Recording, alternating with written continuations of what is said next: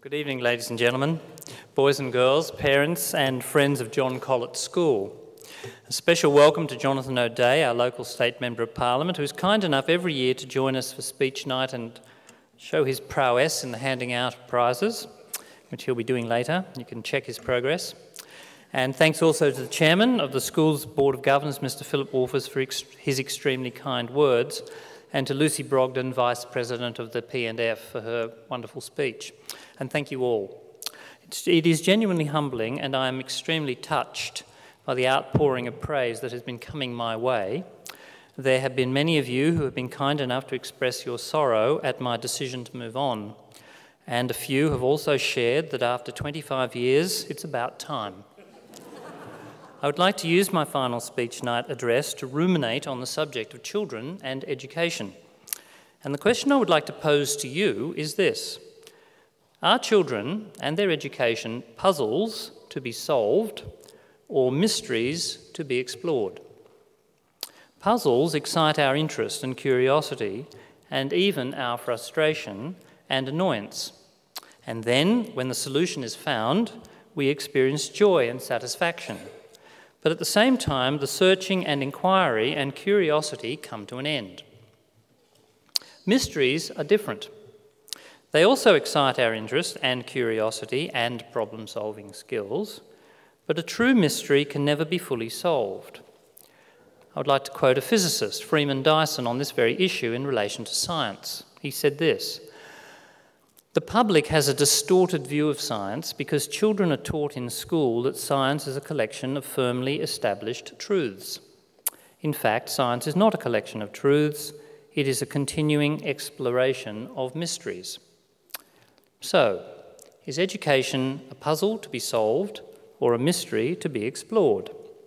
There are, to be sure, some solvable puzzles in the education of children, like how to teach the basics every child needs to learn: grammar, times tables, clear speech, effective writing. But because we are dealing with children and teachers and parents and headmasters, and the point at which all these particles collide, I believe that education is at heart a profound mystery. What makes one child courageous? Why does another show open-hearted delight in a friend's success, where some adults might struggle with resentment or jealousy? What makes teachers turn up every day and take the class forward by increments which are undetectable to the naked eye? What effect does the singing of the Hallelujah chorus have on the heart and soul of a child, and make some in the audience reach for their handkerchiefs? All of this is very mysterious indeed. And it can be a grave mistake to treat a mystery as a puzzle. This is tempting with things like children's education, when they are part puzzle, part mystery, and we would like all our questions answered and all our problems solved. There are, in fact, many things which are a puzzle at one level and a mystery at another. Take a historical event dear to our hearts, which is coming up for its 100th anniversary next year. There are many fascinating facts to be discovered and many puzzles to be solved about the events of the 25th of April 1915, when young Australians and New Zealanders waded ashore on the Gallipoli Peninsula. Historians have pored over the details of this event and the actions and battles of the ensuing months. But there is also something else, which we call the Anzac legend, which has power over the heart and mind and indeed the soul of this great nation. This legend does not yield its meaning in the study of statistics, orders of battle, relative firepower, or casualty lists. Plumbing the depths of that mystery requires another form of inquiry, the sort of investigation a Venezuelan friend new to Australia and I did on a cold April morning at 3:30 a.m. on a train travelling into Wynyard. It was standing room only, and with young mothers wheeling babies in prams, old men in coats and ties, and teenage girls in spaghetti-strap tops wearing their grandfather's medals. My friend, awestruck, said that he didn't need to go any further to the actual ceremony.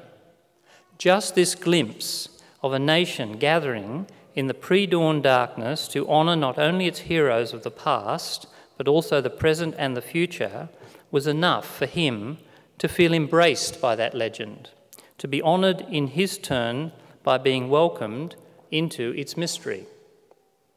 So Anzac at one level is a puzzle for the historian to solve, and at another, a mystery for a nation to celebrate. Let's take another event.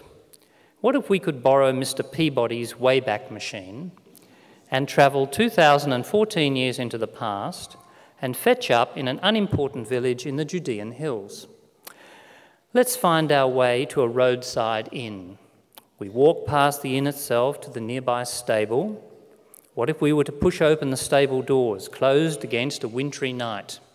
What curious scene would confront us? Would we see a young mother nursing her newborn son? What was she wearing? How much did the baby weigh? How tall was Joseph? What was the colour of his eyes? How big was that manger? Would we be able to return to our own time with news of exactly how many sheep and cows there were in the stable, and whether the shepherds brought their flocks down from the hills or left them there to fend for themselves? What did the frankincense smell like? How much was the gold worth? And what, for goodness sake, is myrrh anyway? A waiting world might be agog, hanging on our every word, as we return to the present day to fill in all these details, to solve, as it were, the puzzle of Christmas. But does any of this address the mystery of Christmas?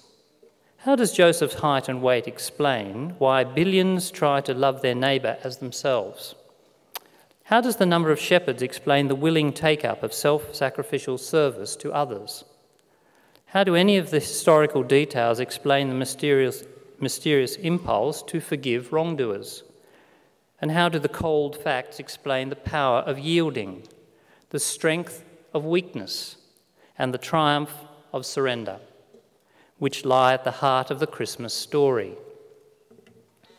Finding a solution to a puzzle is not the same as wrestling unendingly, joyously, frustratingly, and wonderfully with a mystery.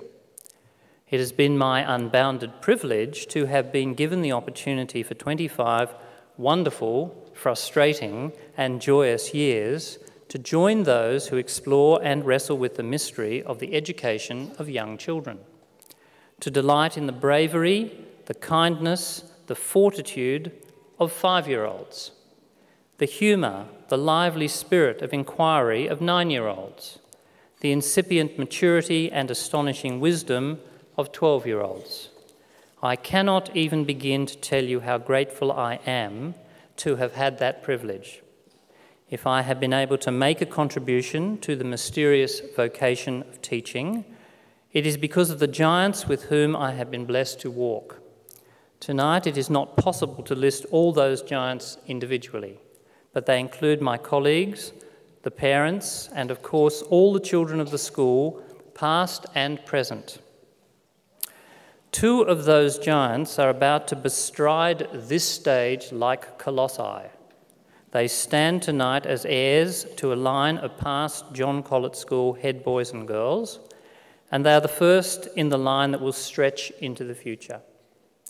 Dominic Singaraya and Jahnavi Kumar have acquitted their duties with skill, maturity, and apparent ease.